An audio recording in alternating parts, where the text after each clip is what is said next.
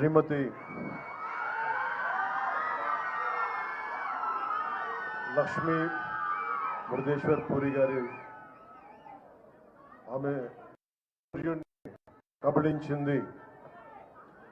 సూర్యుని కబళించింది పుస్తకం ఓపెనింగ్ కోసం నాకు ఈ కార్యక్రమంలో పాల్గొనే అవకాశం కల్పించినందుకు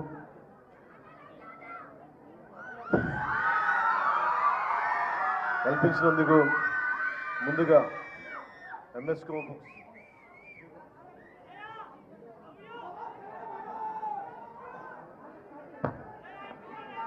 నాకు ఈ కార్యక్రమంలో పాల్గొనే అవకాశం ఇచ్చిన విజయ్ కుమార్ గారికి,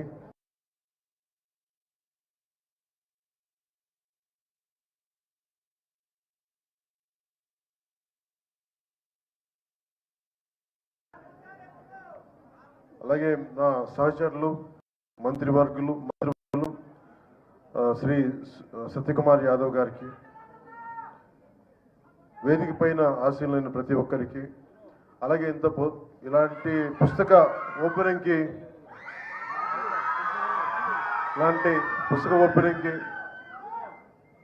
సహజంగా ఇవి కొంచెం సాయంకాలాల పూట పెట్టుకుంటాం, కొంచెం అందరూ నిదానంగా వస్తారని. కానీ ఇంత పొద్దున్నే కూడా మీరందరూ వచ్చినందుకు మీ అందరికీ నా హృదయపూర్వక ధన్యవాదాలు, హృదయపూర్వక నమస్కారాలు.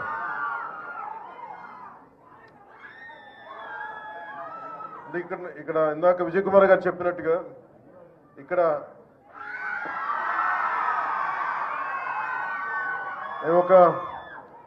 నా గురించి నేను ఏం చెప్పుకోవాలో కూడా నాకే తెలియదు. నేను యాక్టరా, ఒక డిప్యూటీ సీఎం, పార్టీ హెడ్, నాకు ఏం చెప్పుకోవాలో నాకు తెలియదు.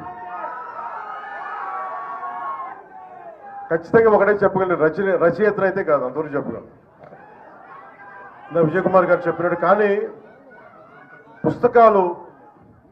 పుస్తకాలు ఏంటి పనిచేస్తాయి, ఎలా పనిచేస్తాయి మన మీద అనడానికి, books are the training weights for the mind. శారీరక దారుఢ్యాన్ని పెంచుకోవడానికి కసరత్తులు చేస్తాం. మానసిక దారుఢ్యాన్ని పెంచాలి అంటే, మానసిక పరిపక్వత రావాలి, లేదంటే విస్తృతమైన ఆలోచనాన్ని పెంపొందించుకోవాలంటే ఖచ్చితంగా పుస్తకాలు చదవాలి. ఇది నాకెవరో ఆయన ఇంగ్లీష్ క్లాసిక్స్ కానీ తెలుగు రామకృష్ణ పరమహంస పుస్తకాలు చదువుతూ ఉండేవాళ్ళు, అలా నాకు అలవాటైంది. అలాగే మా అమ్మ నాకు చెప్పిన నవల మొట్టమొదటిగా ఒకటి నాకు చందమామ చదివేవాడిని. అంటే ఇవన్నీ ఎందుకు చెప్తానంటే, ఒక పుస్తకం ఎందుకు గొప్పదని చెప్పడానికి, లక్ష్మీపూరి గారి గురించి చెప్పడానికి ముందు కొంచెం ఇంట్రొడక్షన్ అవసరం కాబట్టి చెప్తాను. ముందు పుస్తకాల గురించి. మా అమ్మ నాకు ఇచ్చిన పుస్తకం ఒకటి చివరికి మిగిలేది, అది మా అమ్మ ఇచ్చింది. మా అమ్మ పెద్ద కూర్చోబెట్టి కాలేజీ ఏం చదువుకోలేదు, కానీ ఆవిడ 7th 8th ఆపేసింది, కానీ ఆవిడ చదవడం ఆపలేదు మా అమ్మ. మా నాన్నగారు కూడా అంతే. సో ఇంట్లో చదివితే సహజంగానే ఆ వాతావరణంలో ఉండే అది నాకు వచ్చింది.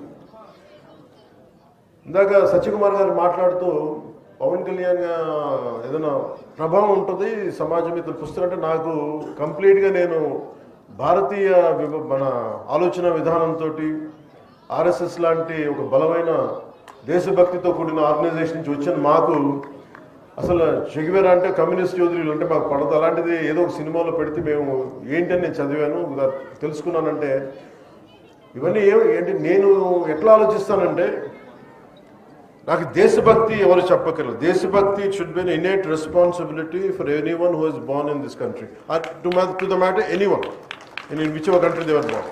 అది బేసిక్గా. దాని గురించి మనం చెప్పించుకుంటున్నామంటే మనం సరిగ్గా లేవు, దృష్టి పెట్టట్లేదు. అలాగే నేను జడ్జిమెంట్ చేయను, whether I'm leftist or rightist. నేను ఎప్పుడు జడ్జిమెంట్, నేనేమని చెప్తానంటే సమతుల్యత, ఇట్స్ అ బ్యాలెన్స్.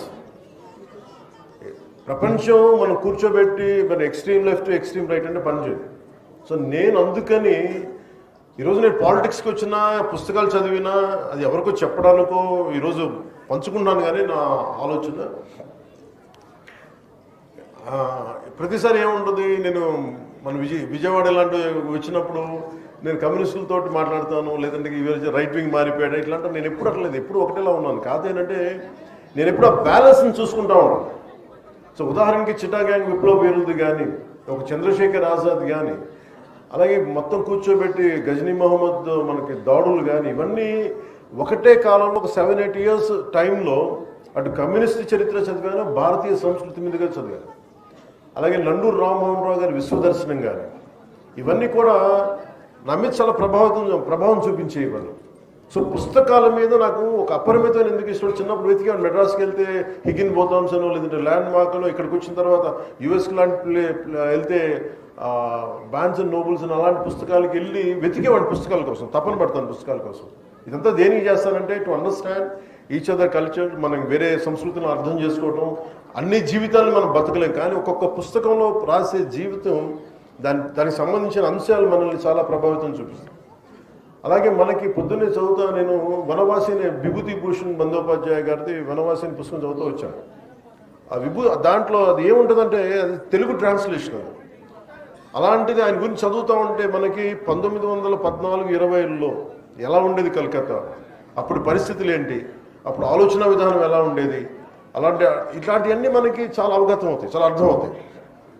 అలాంటిది మనకి ఈ రోజున మేడం లక్ష్మీ ముర్తేశ్వర్ పూరి గారు రచించింది ఆమె సూర్యుని కబళించింది అనే పుస్తకం.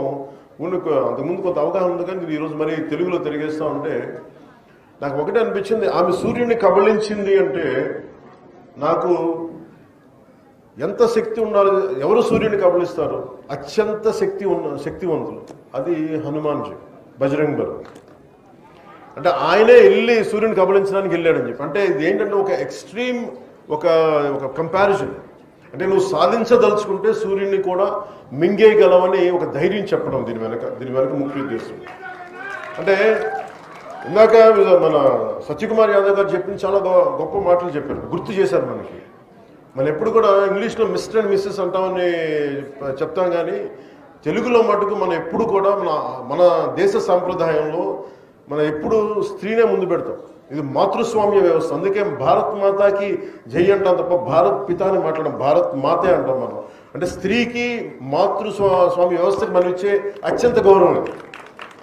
అలాగే ఆమె సూర్యుని కబళించింది అని అంటే ఇది ఎంత ఇన్స్పైరింగ్ టైటిల్ అంటే ఆవిడ సూర్యుని కబళించడం ఏంటి, ఇలాంటివన్నీ ఫస్ట్ చదువుతాయి. మనకి చదివే వాళ్ళకి ముందేంటి, ఎలా ఒక టైటిల్ ఎలా ఉండాలి అనేది అంటే మీకు నచ్చుతుంది. ఓజీ అంటే ఏంటని మీరు ఎట్లాగా సినిమా పరంగా మీరు ఆలోచిస్తారా అంటే అదేంటంటే అట్లాగా ఎప్పుడు ఒక పుస్తకం టైటిల్ అదే ఫిలిం టైటిల్ ఏదైనా సరే ముందు మనల్ని ఉత్సుకత రేకెత్తించారు. అలాంటిది ఆవిడ లక్ష్మీ ముర్తేశ్వర్ పూరి గారు, ఆవిడ ఒక డిప్లొమాట్, ఒక ఐఎఫ్ఎస్ చదువుకొని ఆవిడ డిప్లొమాట్, అలాగే ఫార్మర్ అసిస్టెంట్ సెక్రటరీ జనరల్ యుఎన్కి.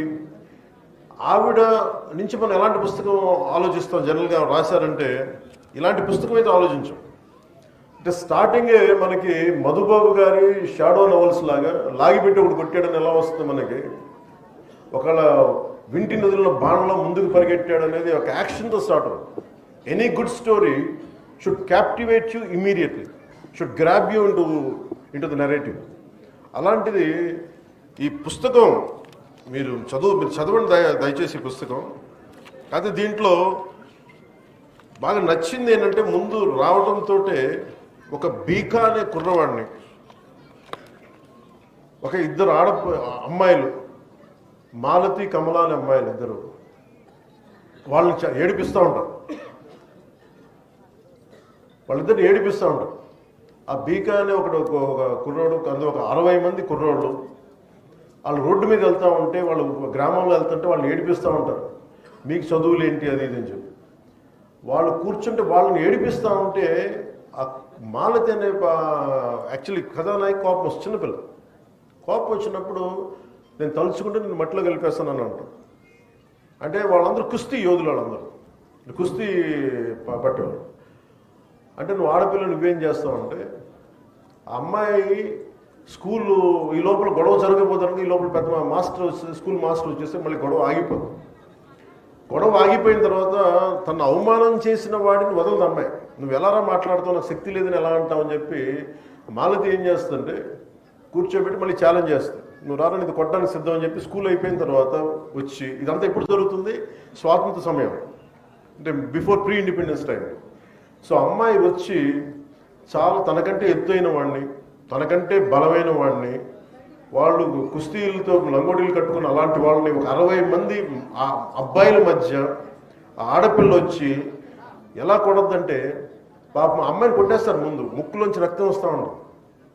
అలాంటిది అమ్మాయి 2 దెబ్బలు తట్టుకొని కింద పడి లేచి ఒక్కసారి రాముడు రావణాసురుని ఎలా కొట్టాడో, నాభి మీద కొట్టాడు అన్నట్టుగా ఒకసారి గుర్తు తెచ్చుకొని ఒక పిడికిలు బిగించి సోలార్ ప్లెక్సెస్ మీద గట్టి దెబ్బలు 5-6 కూడా వాడు అలా కింద పడి కూలు పడిపోతాడు.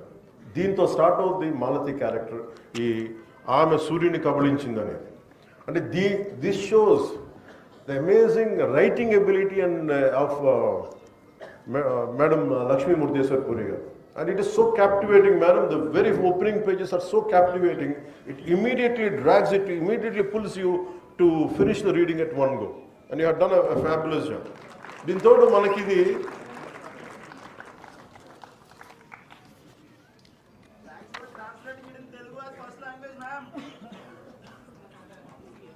people are thanking ma'am. అంటే ఈ నవల నాకు అనిపించింది అంటే, ఈ నవల నాయిక మాలతి జీవిత గారి ద్వారా రచయిత్రి భారత స్వాతంత్ర పోరాటం, మహిళా సాధికారత, ఆనాటి సామాజిక పరిస్థితుల్ని మనకి ఇందాక మీరు చెప్పినట్టుగా చాలా మన ఎమోషన్స్ దగ్గరగా ఉండేలాగా కళ్ళగట్టినట్టు చేపించారు. అలాగే మాలతి ధైర్యం, మేధస్సు, భారతీయ మహిళ తాలూకు ఆత్మగౌరవానికి ఒక ప్రతీక. ఆడపిల్ల చదువుకోవడం నేరంగా చూసే కాలంలో ఆవిడ విద్యను అభ్యసించింది. సో ఇలాంటి న్యాయశాస్త్రం పట్టా పొంది తన జీవిత భాగస్వామి తనే ఎంచుకుంది. మాలతి కేవలం కథానాయిక మాత్రమే కాదు, మన ఆధునిక భారతీయ మహిళా శక్తికి ప్రతీక. ఈ నవల చరిత్ర, రాజకీయాలు, భావోద్వేగాలను కలిపి చాలా అద్భుతంగా నడిపిస్తుంది. స్వాతంత్ర పోరాటం నుంచి స్వాతంత్రానంతరం వరకు సాగిన ఈ దేశ ప్రయాణాన్ని మన ముందుంచుతుంది. ఇలాంటి నవలని రాయడం చాలా కష్టం. అండ్ దీంట్లో మీకు జిడ్డు కృష్ణమూర్తి గారి క్యారెక్టర్స్ వస్తాయి. అంటే ఇవన్నీ అది మనకు చాలాసార్లు మన హిస్టారికల్ క్యారెక్టర్స్ని రీవిజిట్ చేస్తే ఎలా ఉంటుంది అనుకొస్తాం. మనం వెళ్ళి ఈ వ్యక్తిని, గాంధీ గారిని మనం వెళ్ళి మన దగ్గర ఉన్న మనకు తెలిసిన క్యారెక్టర్ ఒకటి కలిస్తే ఎలా ఉంటుంది, ఇలాంటివన్నీ అవన్నీ కూడా చాలా ఎక్స్ట్రీమ్లీ ఒక క్రియేటివ్ ఎబిలిటీస్ తోటి ఆవిడ దీన్ని జోడించిన విధానం చాలా చాలా చాలా చాలా అద్భుతంగా ఉంది. అలాగే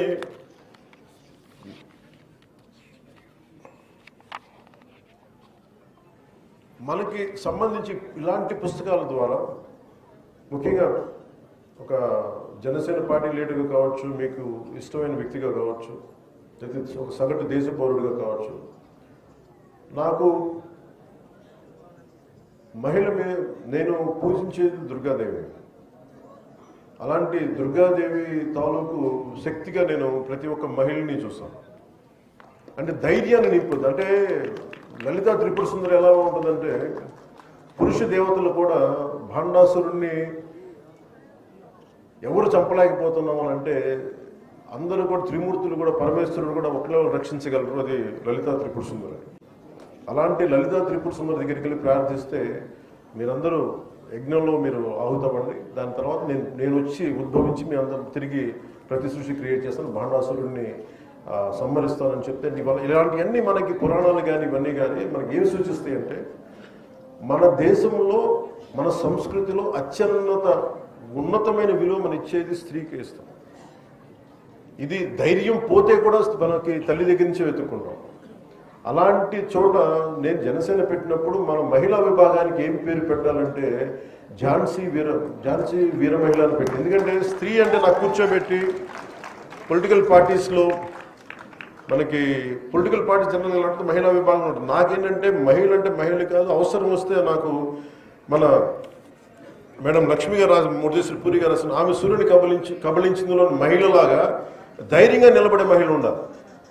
పోరాటాలు చేస్తున్నప్పుడు అవకాశాల కోసము, రాజకీయ ఎదుగుదల కోసం కాదు, సమాజంలో బలమైన మార్పు రావాలంటే మహిళ చేయగలదు. అలాంటి మహిళలు మనకి మన జనసేనలో ఉండాలని చెప్పి అందుకనే వాళ్ళకి చెప్పడానికి ఝాన్సీ వీర మహిళా విభాగం అని పెట్టాను. ఎందుకంటే మీరెవ్వరికి తక్కువ కాదు, మీరు బలమైన వ్యక్తులను చెప్పడానికి. అలాగే నాకు ఇందాక కుప్పిల్ పద్మ గారు చెప్తే మా మదర్ గురించి చెప్తా ఉంటే నాకు గుర్తొచ్చింది. ఈరోజు మా మదర్ బాగోలేదు, ఆవిడ బెడ్ రెస్ట్లో ఉన్న చాలా నెలల నుంచి బాగుండట్లేదు. సో మా అమ్మ మాకు ఎంత నిలబడింది అంటే చిన్నప్పుడు ఈ స్కూల్లో మన ఈ మాలతి క్యారెక్టర్ లాగా ఎవరన్నా మేము ప్రతిసారి ట్రాన్స్ఫర్స్ వల్ల మారుతూ ఉంటే ఏడిపిస్తూ ఉంటే గొడవలు పడుతూ ఉంటే స్కూల్కి వెళ్ళిన కొత్తల్లో మా అమ్మ చెప్పేది, నువ్వెందుకు భయపడి పారిపోతావు, నిలబడు, ఏది కావాలంటే రక్షించుకో, నేను 10 దెబ్బలు కొడితే నువ్వు తిరిగి ఒక దెబ్బ కొట్టు, లేదంటే నువ్వు ప్రపంచంలో బతకలేవు. ఇది మా అమ్మ చెప్పిన మాట. మా వంట నుంచి వచ్చింది కానీ ప్రపంచాన్ని మొత్తం వంటగది నుంచి అర్థం చేసుకుంది. ఇది మా అమ్మకే కాదు, సగటు భారతీయ కుటుంబాల్లో ఉండే ప్రతి మహిళ ఇలాగే ఉంటుంది. సో అలాంటి మహిళల అలాంటి తల్లి దగ్గర అలాంటి ఉదయం దగ్గర నేను పెరిగాను. సో అందుకనే నేను సంపూర్ణమైన విశ్వాసంతో సంపూర్ణమైన నాకు మహిళ 33% రిజర్వేషన్ మన ప్రధానమంత్రి గారి నేతృత్వంలోని ఎన్డీఏ ప్రభుత్వం ఈరోజు మనకి తీసుకొచ్చింది. త్వరలో అది ఏదో రాబోయే సంవత్సరాలు అది అమలు అవుతుంది. ఈ లోపల మనకు కావాల్సింది మీరు నిజంగా ట్రూ ఉమెన్ ఎంపవర్మెంట్ అంటే మనం కూర్చోబెట్టి ఒక ఫెమినిజంకి డిఫరెంట్ అర్థాలు వస్తున్నాయి కానీ ట్రూ మనకి ఎంపవర్మెంట్ అంటే the greatest example is Lakshmi Murudeshwar puri గారు. అంటే మీకు ఆవిడ ఒక అంటే ఆవిడ రచయితను అర్థం చేసుకోవాలి మనం. ఎక్కడో మహారాష్ట్ర మూలాల నుంచి వచ్చిన ఆవిడ కష్టపడి ఎదిగి అసలు మెన్ డామినేటెడ్ వరల్డ్లోనే అలాంటిది ఆవిడ ఇక్కడ దాకా వెళ్ళి యుఎన్ దాకా వెళ్ళి ఐఎఫ్ఎస్ దాకా ఈవెన్ యునైటెడ్ నేషన్స్ దాకా వెళ్ళి అక్కడ ఇలాంటి ఉన్నతమైన పదవులు పొంది ఆవిడ స్ట్రగుల్ కూడా దీనిలో కనిపిస్తాయి. ఒకలాగా నా ఫీలింగ్ ఏంటంటే I don't know ma'am, you have to tell me a part of you should be there in this book, a part of your life, a part of your exposure, a part of your, I feel it is a semi-autobiography of yours. I think that's what you feel, I feel. That's more or less your life, right? So it's quite inspiring. We would be reading about you. It's quite inspirational to all of, to everyone, to all the... My parents and that generation, our ancestors. Thank you. So it's truly it's a great thing to do to inspire this generation. And మీ అందరికీ కూడా మనస్ఫూర్తిగా హృదయపూర్వక ధన్యవాదాలు చెప్పుకుంటూ ఈవిని కలవడానికి మా Janasena parliament సభ్యులు వల్లభనేని బాలశౌరి గారు దీన్ని ముందుకు తీసుకొచ్చారు. అలాగే పుస్తక ప్రేమికులు అవనగడ్డ శాసనసభ్యులు శ్రీ మండల బుద్ధప్రసాద్ గారు. ఎందుకంటే నేను ఓపెన్ చేయడం కంటే కూడా ఆయన చేతుల మీదుగా ఓపెన్ చేసి దానికి వచ్చే అందం వేరు, దానికి వచ్చే ఒక బ్యూటీ వేరు దానికి. అందుకనే ఆయన చేత నేను పట్టుకున్నాను కానీ బుద్ధప్రసాద్ గారి చేతే ఫస్ట్ దాన్ని ఓపెన్ చేయించింది. అంటే అలాంటి వ్యక్తులు తెలుగు భాషకి ఉపయోగపడే వ్యక్తులు కానీ వారి నాన్నగారు కానీ వారి కుటుంబంలోనే వారసత్వం ఉంది, తెలుగు భాషకి తెలుగు సంస్కృతికి అండగా నిలబడేవాళ్ళు. ఇలాంటి మహామహుల మధ్య నాకు సత్యప్రసాద్ గారు బాగా మాట్లాడతారని తెలుసు. మేము చాలాసార్లు మన మహారాష్ట్రలో ఎన్నికల్లో కూడా పాల్గొన్నాం ఇద్దరం. కానీ ఈరోజు ఆయన భాషను ఉపన్యాసం చాలాసార్లు ఇంట్రెస్టింగ్గా చాలా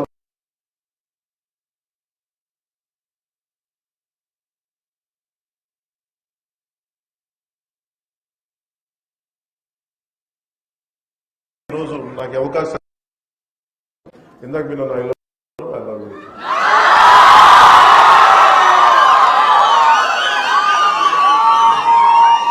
మీ అందరికీ ధన్యవాదాలు తెలుపుకుంటూ ఇంత పొద్దున్నే చేసినందుకు ఈ అవకాశాన్ని, అలాగే కృష్ణారావు గారి గురించి చెప్పాలి.